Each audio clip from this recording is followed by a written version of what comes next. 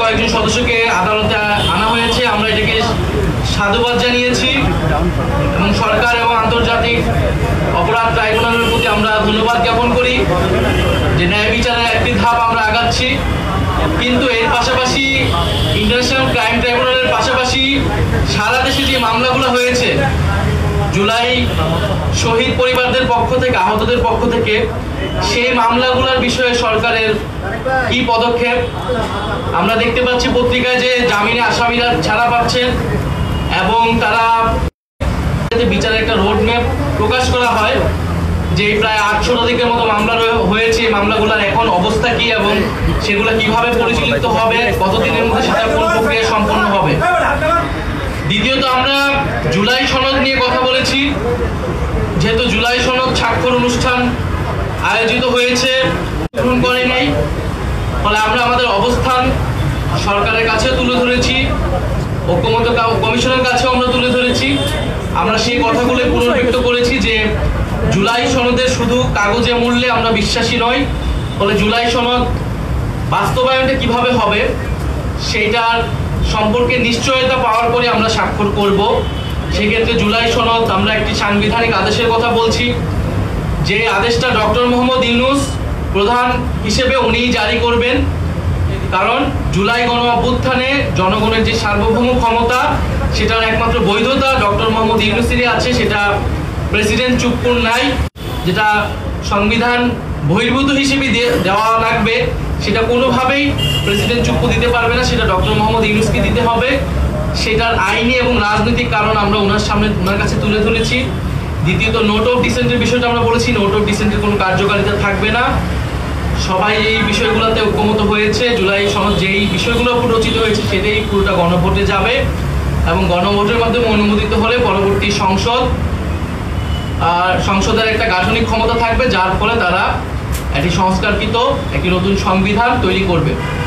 এই পুরো প্রক্রিয়ার সাথে যদি সরকার ঐক্যমত কমিশন সুপারিশ দিবে, সরকার সেই অনুযায়ী কি সিদ্ধান্ত নেয় সেটার উপর নির্ভর করে আমরা জুলাই সনদের স্বাক্ষরের বিষয়টি বিবেচনা করব। এটা সরকারের কাছে আমরা আমাদের দাবি জানিয়েছি এবং এই দাবিগুলো যাতে বিবেচনা করা হয় এবং সরকার যাতে সেই পথে সেইভাবে যৌক্তিকভাবে এই জুলাই সনদ বাস্তবায়নে আগায়, সেই বিষয়ে আমরা জোর দাবি জানিয়েছি। দ্বিতীয়ত আমরা নির্বাচন কমিশন নিয়ে উদ্বেগ জানিয়েছি।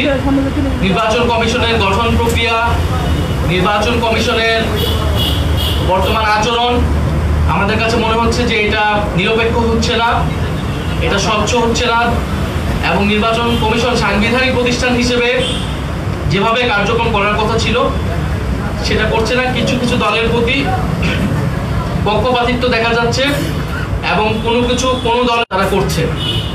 পুরো বিষয়টা নির্বাচন কমিশন নিয়ে আমরা বলেছি।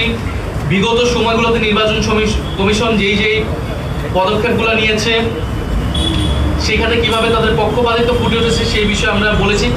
একটি সুষ্ঠু নির্বাচনের জন্য একটি নিরপেক্ষ নির্বাচন কমিশন প্রয়োজন। সুষ্ঠু নির্বাচন যদি না হয় এর দায় সরকারের উপরে আসবে, ফলে আমরা সরকারকে সেই বিষয়টি অবহিত করেছি এবং আমরা মনে করি যে নির্বাচন কমিশন এই মুহূর্তে পুনর্গঠন হওয়া প্রয়োজন। দ্বিতীয়ত আমরা হচ্ছে জনপ্রশাসন এবং উপদেষ্টা পরিষদ বিষয়ে কিছু বক্তব্য দিয়েছি যে জনপ্রশাসনে যেভাবে বদলি পদায়নগুলো হচ্ছে সেটা আসলে কিসের ভিত্তিতে হচ্ছে, সেক্ষেত্রে নিরপেক্ষ এবং যোগ্যতার ভিত্তিতে পদায়ন হচ্ছে কিনা। কারণ আমরা বিভিন্ন জায়গায় দেখতে পাচ্ছি, শুনতে পাচ্ছি যে প্রশাসনের বিভিন্ন ভাগ হচ্ছে। বড় রাজনৈতিক দল হিসেবে যারা পরিচিত তাদের মধ্যে তারা নিজেদের মধ্যে প্রশাসন, এসপিডিসি এগুলো ভাগ বাটোয়ারা করছে এবং নির্বাচনের জন্য তারা সেই তালিকা করছে, সরকারকে সেগুলো দিচ্ছে এবং উপদেষ্টা পরিষদের ভিতর থেকেও সেই দলগুলোর সাথে সে ব্যাপারে সহায়তা করছে। বলে এভাবে চললে সরকার নিরপেক্ষতা প্রশ্নবিদ্ধ হবে। সরকার যাতে নিরপেক্ষভাবে পরিষদে যাদের বিরুদ্ধে এই সংশ্লিষ্টতাগুলো রয়েছে, অদক্ষতা, দুর্নীতি এবং রাজনৈতিক দলীয় পক্ষপাতে, তাদের বিষয়ে যাতে প্রধান উপদেষ্টা সিদ্ধান্ত নেন। এবং আমরা বিসিএস নন ক্যাডার যে বিধিমালা সেটি নিয়েও আমরা আমাদের বক্তব্য দিয়েছি। সে বিষয়ে সার্জিস সালাম আপনাদের সামনে একটু কথা বলব।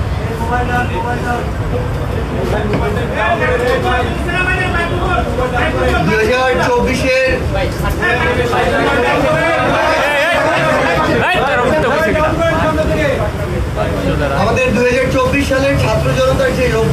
অভ্যুত্থানের শুরুটা হয়েছিল যৌক্তিক কোটা সংস্কার আন্দোলন দিয়ে, যেখানে সর্বপ্রথম রাজপথে নেমেছিল আমাদের চাকরি প্রত্যাশী ভাই এবং বোনেরা। তো সেই জায়গা থেকে আমাদের কাছে তাদের যৌক্তিক দাবিগুলো সবসময় অত্যন্ত গুরুত্বপূর্ণ। আমরা সেগুলো নিয়ে সবসময় কথা বলে এসেছি। আজকেও আমরা এই গুরুত্বপূর্ণ বিষয়গুলোর মাঝে তাদের একটি অন্যতম গুরুত্বপূর্ণ বিষয়, যেটি নন ক্যাডার পদে নিয়োগ বিশেষ সংশোধন বিধিমালা 2025, যেটা মাননীয় প্রধান উপদেষ্টার স্বাক্ষরের এবং অনুমোদনের জন্য এবং গেজেট প্রকাশের জন্য অপেক্ষমান। আমরা সে বিষয়ে আমাদের এনসিপির পক্ষ থেকে অনুরোধ করেছি যেন সেটা খুব দ্রুত করা হয়।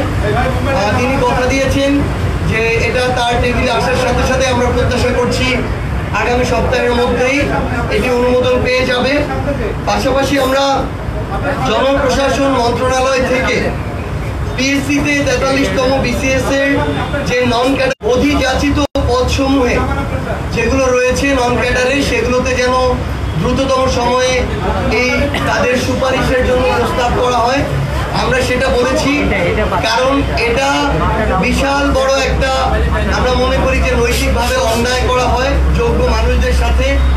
একজন মানুষ এবার শিক্ষা ক্যাডারে সুপারিশ প্রাপ্ত হয়েছে, পরের বার তিনি অন্য একটা ক্যাডার প্রত্যাশায় যখন আবার পরীক্ষা দেন কিন্তু পুনরায় শিক্ষা ক্যাডার পান, তখন তিনি সিনিয়রিটির জন্য পূর্বের ক্যাডারেই থেকে যান, শিক্ষা ক্যাডারেই আগের যে নিয়োগ সেটাতেই থেকে যান।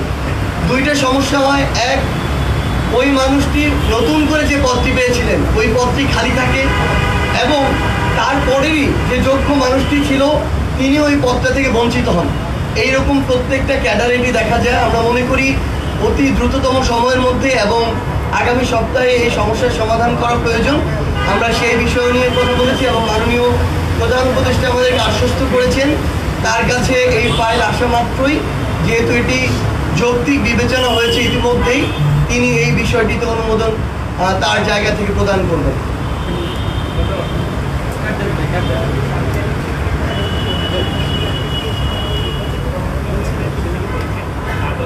স্বাধীন মাথা নিচা করো।